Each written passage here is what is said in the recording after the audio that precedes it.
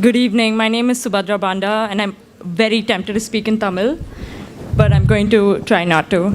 So, I'm a second-year student at the Harvard Kennedy School and a co-chair of the India Conference. It is my pleasure, my great pleasure, to introduce the last keynote of the day, titled Freedom of Speech. Freedom of speech is widely considered the bedrock of democracy. However, in his keynote, reputed actor, director, and writer, Dr. Kamal Haasan, and I'm going to wait,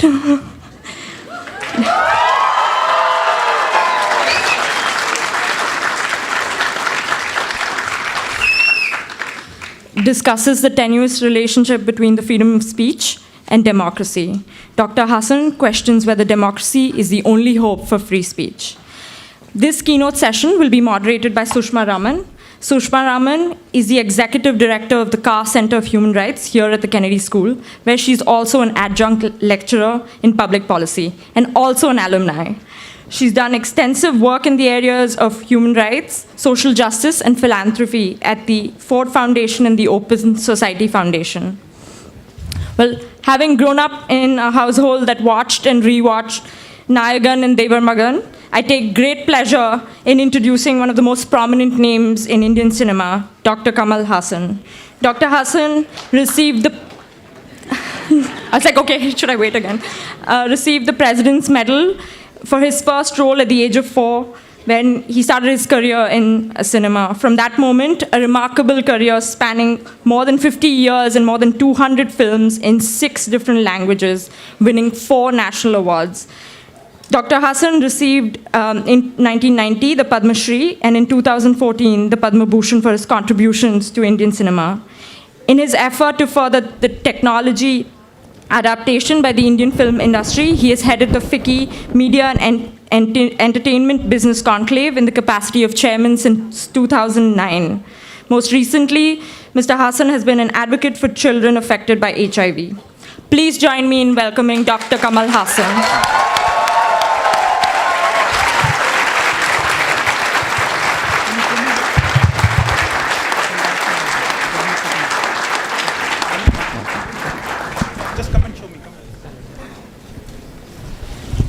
How do I address it?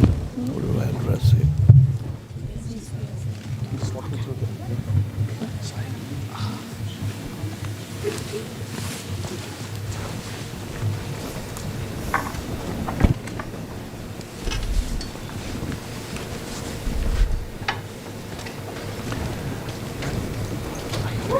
Check. It works. Okay. Ladies and gentlemen, it truly is a pleasure. I'm happy to be here. I wanted to be here. And here I am. Without deserving it like you guys, I'm here as a guest, but still I'm happy. So I'm going to read my speech off my phone in case I get a phone call. I don't know what I'm going to do. Okay. So here's the topic, freedom of speech. Freedom of speech is unlike love. Love, as popularly quoted, is never having to say that you're sorry. With freedom of speech, you must be ready to say as many things as you want, need to, before you say sorry. That too only when you're truly convinced you are. Sorry, that is. The choice of the topic freedom of speech was mine. Those who invited me here must have also believed in it, for they allowed me this freedom of choosing the topic. Why did I choose this topic? Why now? Is it because as a filmmaker, free thinker, free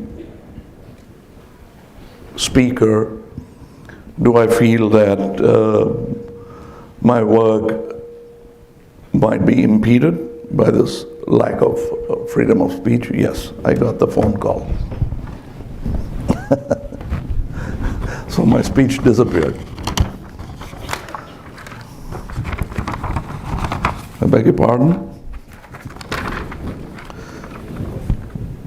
Is it because as a filmmaker, a free speaker and thinker, I feel suddenly concerned about my freedom of speech? Is it any reason untoward or frightening attempt to curb or coerce my speech? Through politics or religion, or both? My honest answer, not really. To be precise, not exactly. I'm only voicing my concern, which is handed down to me by my ancestors, generations of town criers who care for their lot. What is Kamal Haasan's problem? What is ailing him? That he chooses to speak on freedom of speech as if it were threatened. That too in a democratic fortress like the US of A, where freedom thrives, and freedom of speech more so. You can speak, rap, curse, and also use parliamentary language to show off your education. That's the kind of freedom enjoyed here. But is that freedom of speech? Is that freedom enough? Hyde Park in London centuries ago allowed somewhat similar freedom. It was called soapbox oratory and allowed speaking opportunity. For centuries, many could clearly see the oppressing or the opportunistic political hand throughout history, however stealthily it moved. From the Senate of Rome to the modern-day Senates. Democracy is often touted as being the only bastion for freedom of speech. My opinion is questioned when I tell them democracy is not the most infallible of political systems. They take umbrage, they see red as my political complexion. Let me confess I'm not. I feed myself in this international buffet of political ideologies, never committed to one diet as if it were my religion. I think, like in his food habits, man should remain omnivorous to stay on top of the food chain. I don't have a religion, yet I shamelessly use some of the rare but finer points from even religion for a better living and harmony. I don't think that either democracy, communism, or fascism, or any other cocktail of isms is going to be the ultimate and final answer for all social maladies. We have in our short 10,000-year period of time experimented with various combinations. It is work in progress. Our society is work in progress. Some scientists believe that human mind itself is work in progress. So I'm unwilling to accept any one political ideology as a settled cure for all our woes. I'm always usually sternly informed that I cannot deny the fact that only in a democracy can freedom of speech exist. Freedom, unlike money, sir, is not safe once inside a bank locker. It won't safely accrue to be withdrawn for use in times of dire need. Constant vigil is necessary to safeguard it. I am part of that large vigilant community that is always on the lookout for subtle political coercion. That's the reason why I'm willingly part of the reform committee in India that is going to recommend a new order of function for the Film Certification Board. A board that surreptitiously tries to censor films and other voices in the name of culture and the state. I'm not here to bash democracy or praise communism or socialism. I've taken this opportunity to put on record through media and those receptive minds here that we cannot take freedom of speech for granted and complacently think that democracy automatically means freedom of speech. It was only through the offices of democracy that Adolf Hitler rose to power. Oh, that was when the world was naive. Not anymore possible, some say. Let's move forward in history, and that too in Indian political history, and you find emergency promulgated and voices silenced in plain sight for the world to see. I'm not taking a dig at my own country. As a matter of fact, I'm proud of the kind of democracy we have managed to practice in spite of the many attempts to abuse it. India is a younger democracy as compared to the century-old democracy practiced in UK and the US of A. Yet, universal suffrage, that is voting rights for citizens of India, came into practice 15 years before it came into practice in the democracy called America.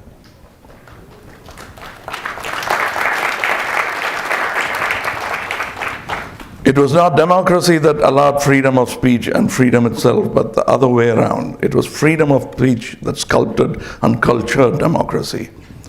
Silenced voices rose in harmony, masterfully orchestrated by Martin Luther King. His blood was the ink that made corrections in the law of this land. America moved into a period of transition after that.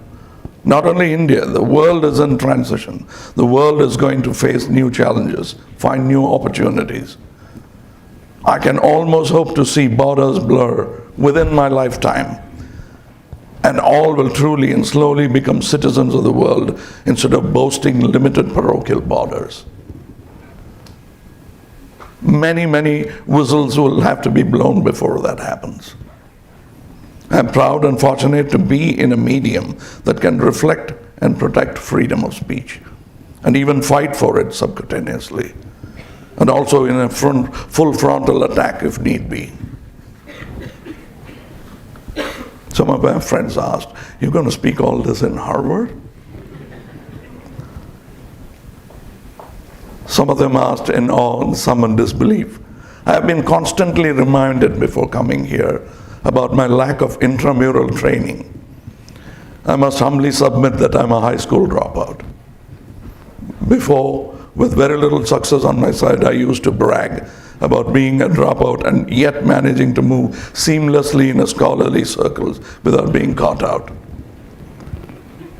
That's because I was a good actor.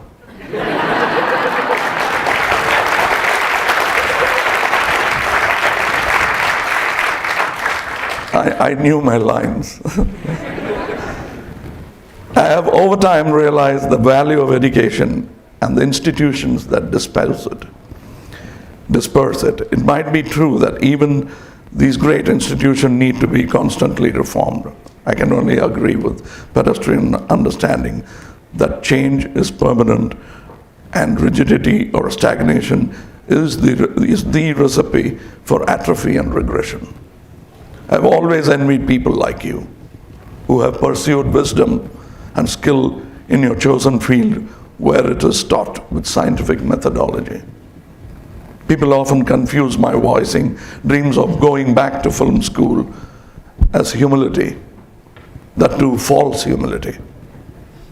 Believe me, it's truly humility that time and experience has taught me, that too not very kindly. I have learned little tricks in the time I spent in the film industry, a little more than half a century. What took me nearly 25 years to learn could easily be taught to me in a proper film school in 5 or 7 years. The only difference and a happy compensation was that I was earning through the process of learning instead of spending on my education. I guess that's a good trade-off. While India is poised for a leap in many fields, in my own field of activity, we are preparing the ground for India to become truly an international contestant in the global market. We want India not to become complacent with a happy captive home market of 1.2 billion. We want India to set world standards. We have done it before.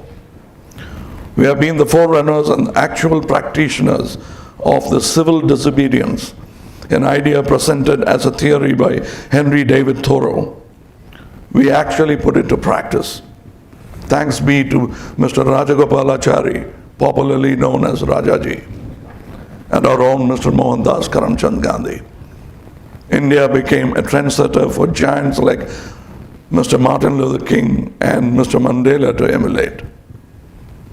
Those vigilant gentlemen have made it possible for me to speak fearlessly but with responsibility today.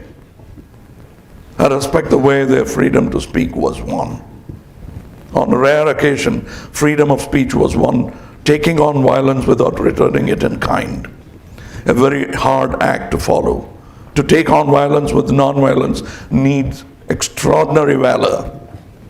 Not without reason does Gandhiji, an otherwise humble man, openly brag about ahimsa being the highest form of valor. That's why probably the 24th Tirthankara, the saint in the Jainic religious order, the champion of ahimsa, was called Mahavira. the great warrior. Ahimsa is difficult to achieve. It is not done merely by turning vegetarian. Being a vegetarian and yet showing apathy to a fellow human being is purpose defeated. In my mind, there is this constant tussle between Darwin's theory and the fascinating concept of ahimsa. Well, that's another subject for another podium, another debate. Once again, I remind myself and you to be on constant vigil. Any government, institution, or religion trying overtly or covertly to coerce your mind to suit a narrow selfish purpose with disregard to larger society is something we should all be wary of. I, as an actor, found that dialogue always enhanced my performance. And soliloquy, if I'm not careful, made me look like a ham. They had given me 20 minutes. I don't know whether they've taken that much time, but in favor of dialogue, I relinquish whatever time is left over and would like to enhance my performance in a dialogue with you. Thank you. Are we moving this?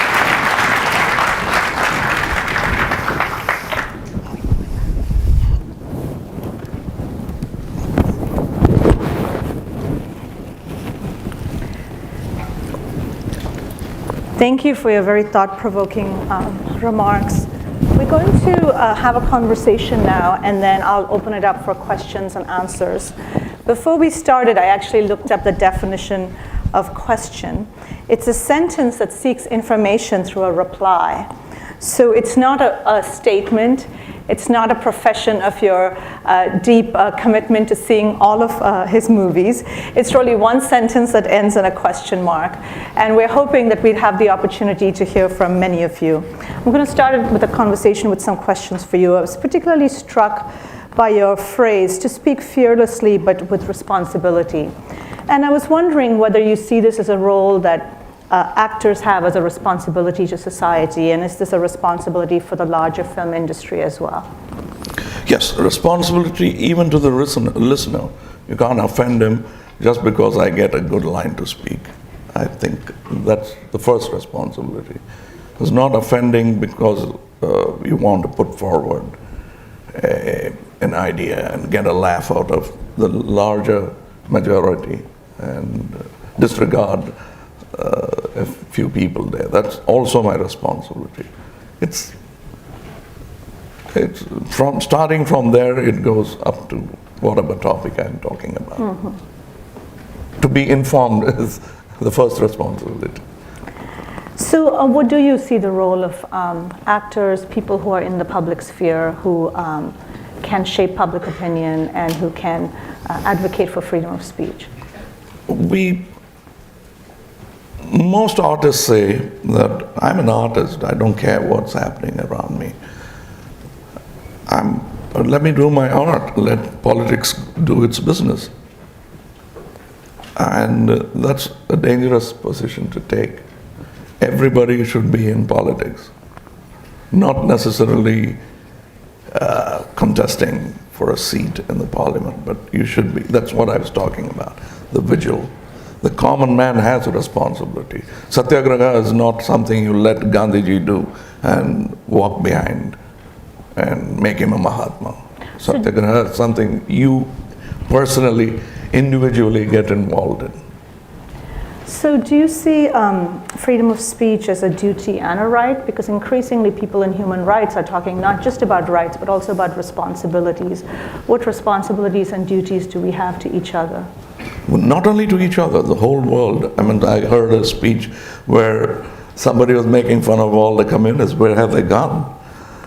They've suddenly disappeared. Then they said, no, they've all turned green. They're talking about ecosystems now. They said we call them watermelon communists. They're green on the outside, cut the fruit and you see the red inside. So, I mean, there are various ways of looking at your responsibilities. There are people talking of human rights for gorillas. That's a broad spectrum of our responsibilities. And Well, we are talking human rights for gorillas, because they are the closest of the kin to us. You can have a blood transfusion with a gorilla and live to tell the story. So you commented that democracy may not be necessarily the sole conduit for freedom of speech. Do you think that there are other forms of government that are more conducive, or is it our obligation to ensure that no matter what government exists, that we should each individually work on ensuring freedom of speech? Absolutely. That's what the unknown man in Tiananmen Square was all about. That was freedom of speech. He said it without a word. He just stood in front of the tank. And that will happen. It will surface. It is genetically implanted. It will surface. So I'm not talking that. I'm not just simply saying that it could thrive elsewhere and not in democracy. It'll thrive anywhere. But you cannot believe that this taken care of takes care of the other thing. It's like a daily chore. You have to do that. Now, something that's in the news quite a bit around the world is really growing income inequality. It's being talked about even in Davos, and of course in the elections here. Is income inequality a threat to democracy, and are there implications for individual freedoms with rising income inequality, which then may have implications for other kinds of access for people? Come again? What was the last Income thing? inequality. So does income inequality have implications for democracy and people's ability to participate in democracy? That's happening in India now. Let me talk about, I'm not very well informed about American politics, not even Indian politics to be precise, but I'm closer to it. So let me say this sudden knee-jerk reaction to freedom of speech and sudden intolerance and sudden umbrage for anything that is said is very new, and I have seen great political leaders being questioned right in front of people. Gandhiji, 10 days before his death, was lampooned in front of people, and he took it all because they were complaining about how he ruined the country. And he took it all in with a deep breath, and he was doing the duty of an elder. And there were many such politicians, not only Gandhiji. But all that is something which is sorely missing here today, anywhere today. You had mentioned towards the end that India could really set sort of global standards, right? So do you see that possible even in the human rights arena and around issues of freedom of speech and democratic participation? I wish I could say yes. I truly wish I could say yes, but that would be not the full truth, maybe even a lie. It's very difficult. We're trying, and religion and politics is not helping in that front. Say more. Yeah, I know. I wish I could say more. I will, but they're only making the drift grow more, the drifting apart happen more. They sort of make it easy for wedges to be put in place, that they can never ever come together. I think what Nehruji spoke of as unity in diversity is one thing we are trying to lose very fast, as if it is on an agenda basis, and I don't like it. And once again, I reiterate, religion and politics has a very big hand in driving that wedge between logic, compassion, and unity and diversity. Wonderful. I'm going to clap. So I'm going to open it up to the audience. I'm not sure if we have mics or if you would like to just speak really loud, and I'll try and summarize your question. Yes, the gentleman right here. Oh, there are 4 mics. Sorry. Can you point them out? Can you just point them out? Let me collect phone. Yeah. Yeah. I'm sorry, there's 4 mics, so actually if folks could get to the mics just because it's being recorded.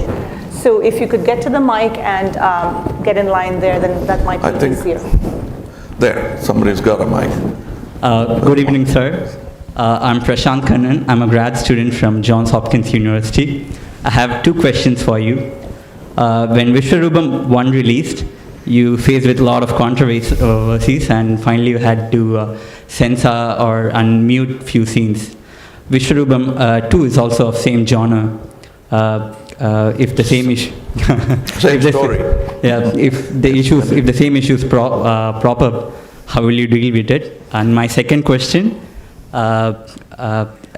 everyone wants to ask this question to you. Some of my friends even messaged me this morning. Do you have plans of restarting the shooting for Mardanayagam? First question first. About Vishwarupam 2 facing the same problems, I think all parties involved in the first controversy are wiser now. And they won't be able to or willing to repeat that again. That's my hope. If they do, we'll take them on in the best logical manner. We also hope the same. I beg your pardon, I didn't hear. Thank you. And about Mardanayagam, yes, a friend of mine wants to restart it, and I hope it does. It's a very important film for me. It talks about the first foundations of freedom struggle in India.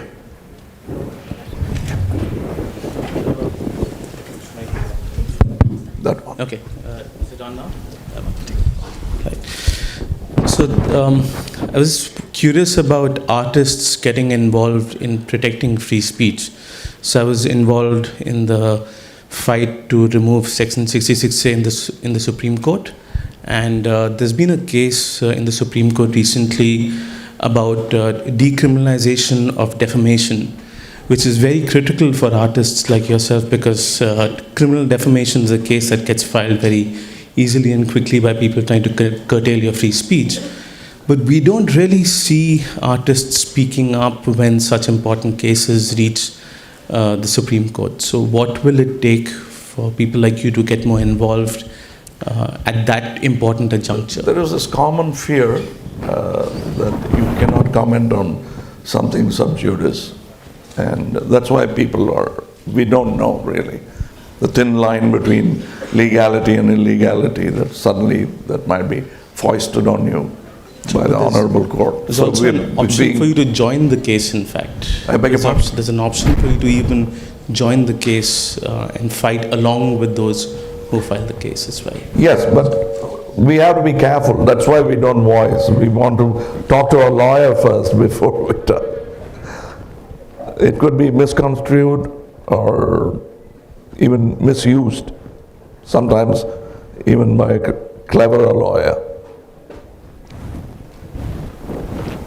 So, vanakkam. Brave man, I am living with you. I am very proud of it. For example, the Vishwarupam, the whole Tamil Nadu and everybody opposed it. The movie cleared censor. That's a legally okay movie. For example, I go to work, I get paid. Then on the way, somebody comes, hey, you're not worth that $60,000. You're not worth that $100,000. That's not fair. That's what happened to your movie. It's legally cleared. So I oppose that. But that's tremendous stress. Even individually, I get stress. I don't know how to handle sometimes.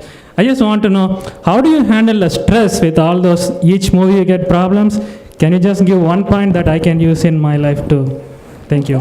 Nandri. I think you can be stress-free if you're very confident that you're right. When you vacillate, when you're in doubt, that's stress. You can be even ignorant about the fact that you're right. But once you know it, that's a relief. I usually, when I'm stressed, I sleep without medication. It helps. Thank you, sir. There's a gentleman up there waiting. Up there. Good afternoon, sir. Good afternoon. My question is about distributors and cinema owners in India. So there exists a risk of film distributors and cinema owners forming a cartel and restricting the delivery of media or its reach. How do you think this should be addressed, and why are states continuing failing? Directly. I think because you see, in a world of open source, protectionism cannot work like medieval times. You can't stand on your ramparts and say no further. Who goes there, friend or foe? It's not how business is going to work. You'll have to use every opportunity. It's so subcutaneous now, you don't even see money passing hands now. But there's so much profit in it. They don't realize all that. They're protecting vested interests in archaic machines and tools without accepting the fact that they will be outdated very soon, especially in this era. Quickly outdated. And they want to save that money and hence form a cartel. But that's all impeding the ascent of the business, the rise of the business. That's sad. But you can't have a private tutorial for these guys and tell them, I try, but I'm not a good teacher. Thank you, sir. Sir. Hello, I'm Dr. Sunil Manjula. I'm a neurosurgeon by profession. I work here in Boston. I'm a huge fan of yours. Couple questions for you. I've seen your recent movie Uttama Villan, and people think that we all think that you're an amazing actor, but you've spoken about being a method actor versus not. So what is meant by method actor? Is it that somebody who really takes a lot of time to prepare for the role, or? As a neurosurgeon, you'll understand there is a method to every madness. So my method is mine. It's like a fingerprint. I know I do things certain way. Like my mother, when she used to cook, she didn't like me sitting on the right side. I asked her why. No, it cramps my style. That's a method. Somehow she thought that doing this with the right is the best way. Why not the left? There's another way. I would do it with the left. But method is something which I have found a method which is comfortable for me, not necessarily Stanislavski's. How far are we from winning a lot of Oscar awards in foreign film categories? We make such amazing movies, and why we are not able to really showcase us better there? I'm glad that this question is asked of me in America, because we are as far away from the Oscars as we are from acting in American films. The Oscars is it's an American standard for quality. It's not an Indian standard. So when we act, when we compete on a level playground, that's when we should aspire for Oscars. Oscars is a fantastic standard, but it cannot be the world standard. Thank you. There's a line over there, the back was there.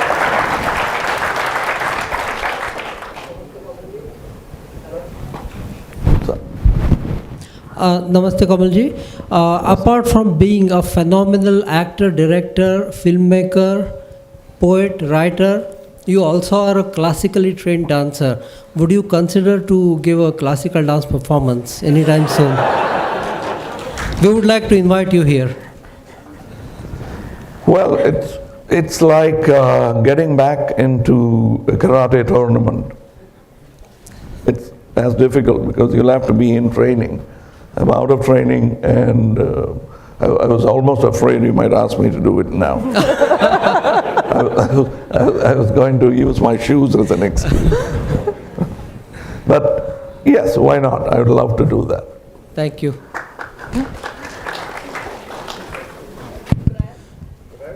Yes, go ahead. The mic.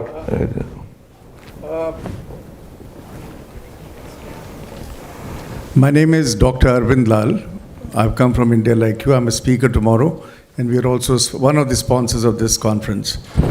My question to you is that you clearly made out a very big case that acting can be taught. Correct? Now, if acting can be taught, why is it that in India we give acting for cinema or the teaching of acting for cinema? We don't seem to take it seriously. Look at the FTII. I'm a product of Armed Forces Medical College, Pune. We used to have a very nice kind of a relationship with FTII, and suddenly we heard that the acting course has been stopped. Nasiruddin Shah, Anupam Kher, Irfan, all these people are, And then we heard about Roshan Taneja's school, then we heard about, another school, etc. So why is it that we don't take, teaching of acting seriously in India? I wish someone had done that about 40, 50 years back. Fortunately, I had mentors who were not actually keen on teaching, they were keen on making their film better. I benefited out of it. All my gurus paid me to learn. That's very rare, very, very rare indeed. But acting is, like comedy, is very serious business. It can be taught, and I don't think actors are born, nor are villains. They are made to be that. Why do we take fiddle to it? We make it into a broad spectrum because they say that, there's this total belief that those who've done literature, MA, are ready for screenplay writing. I think not. Because you think you can ride a horse, it doesn't mean you can ride a motorcycle. That's a different balance. It's fantastic. A motorcyclist may not last more than 4 seconds on a horse, but still this needs training. So likewise, acting for films is not to be mistaken with Bharatanatyam and stage acting. It's 2, 3 different variety, techniques of performing. All that can be taught and usefully taught. That as a director I could benefit tomorrow with trained actors who come in. I'll make more money because they'll spend less time bumbling about the set. I'm Nima Srinivasan. I'm moderating the marketing panel tomorrow. I know that a lot of your fans will agree with me when I say that your movies like Magalir Mattum from 9 to 5 or Abheshek Boogie, again from Mrs. Doubtfire, all of these, you really captured the essence of who we are, our stories, our culture, and made it something identifiable. Is there any chance at all you'll consider that with People versus Larry Flint? People versus Larry Flint, bringing it back to the freedom of expression. Because that movie did that for Hollywood. Oh, yeah. So you'll do that for us? Well, let them first let me release Vishwarupam too.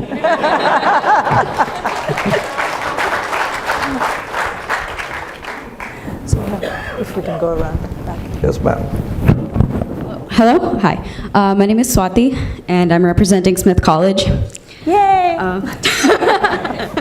I would just like to ask, so in the past you said that you are not interested in joining politics even though you use your films to express a lot of your political ideas. Under what circumstances would you move from just expressing them through your films and actually going into politics? And what would you say to a younger you earlier in your career who is on the cusp of deciding whether or not to go into politics or to stay in film and the arts? See, there was a time when all of India was in politics, was involved in politics. That was during, I think, most of India at least, during the Quit India movement. Everybody was a politician. Everybody was at it. It might happen again, but I only hope this time that there are no guns involved. Because when I come into politics, active politics, I might carry one. I don't want to. But that's why I don't come into politics. I'm better off expressing vociferously from the place I am. We don't need dictators. It's a great country. We don't need soldiers. We don't need a war. We won it in a unique way, our freedom, and we'll keep it in a unique way without everybody jumping into the fray. I think in future we'll have CEOs running the country, not leaders. Because I think we are not sheep anymore. We don't need to be shepherded. We need someone to take care of us, take care of our job, which we are not able to perform because we have other things to do. So we appoint somebody who takes it up like a company CEO and takes responsibility for success and failure. That's utopia again, but then why not? We can aspire for that. And you should all be involved, as I was saying, be awake, aware, and not be shepherded. Yes. Thank you. Right. Hello, sir. Good evening. Since this topic is about freedom of speech and the contentious issue is responsibility versus absolutism of freedom of speech per se, one of the audience members and the panelists for tomorrow, Dr. Shash Tharoor and the late Christopher Hitchens, had an intense discussion about what it means to be an absolutist in freedom of speech and talk with responsibility.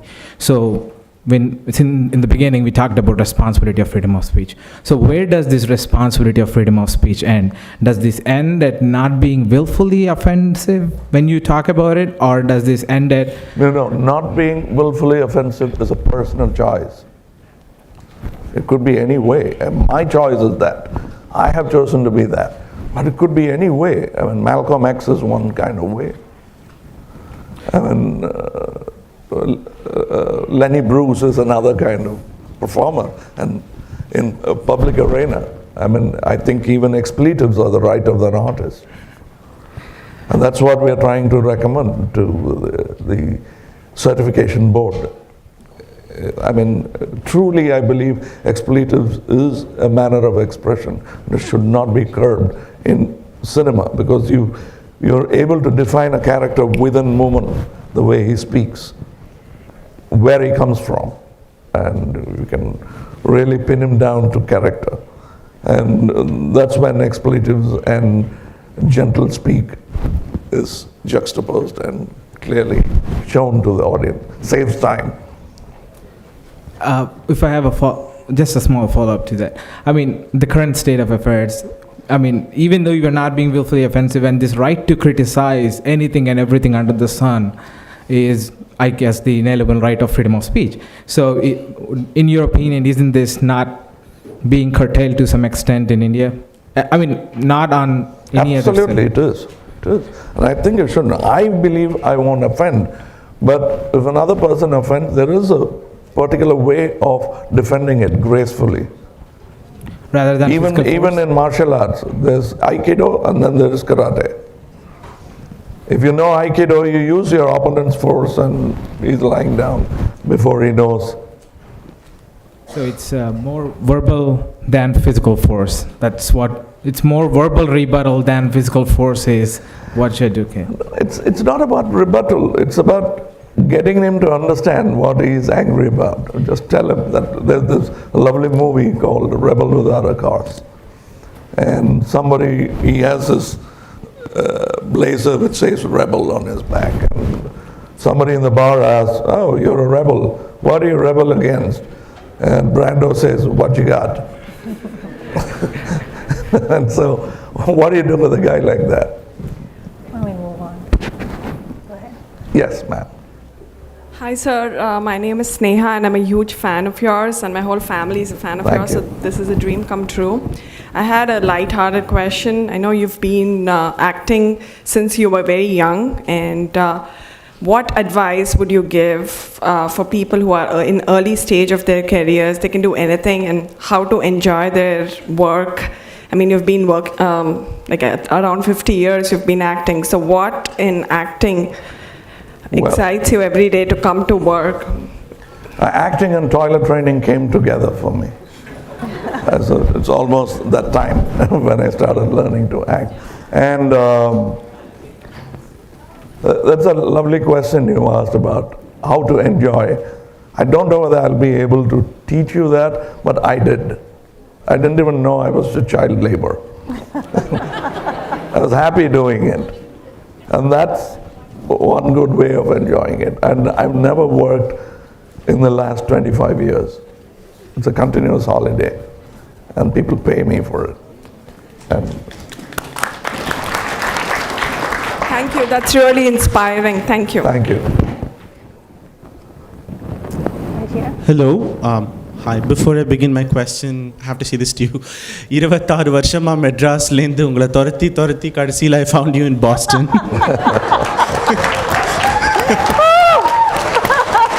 Would you care to translate for those who might not understand? பேசவே தெரியல. But when you're talking about freedom of expression, one of the greatest sites of freedom of expression was drama, stage play. I remember Rajapat Tangadurai. Today, what happened to it? Why is drama suddenly a preserve of the elite? It's so expensive, it's so inaccessible to the common man.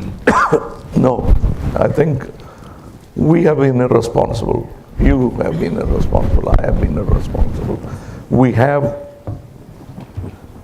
a duty to preserve, to love and keep it. We just neglected it. We just threw it around like plastic bottles and walked away. We did not preserve it. We got television, so we relinquished theater. That's our mistake, our bad. And it can be rectified, and we are trying to address it. We had a great tradition, but we are losing it. We're making it boring. The classical arts are boring now because we're doing nothing about grabbing the audience, because it's infra dig now to grab the attention of the audience. I don't think that's the virtue of any classical or any art for that matter. So, many of the people in the audience are students from the Kennedy School, the business school, other schools obviously from elsewhere.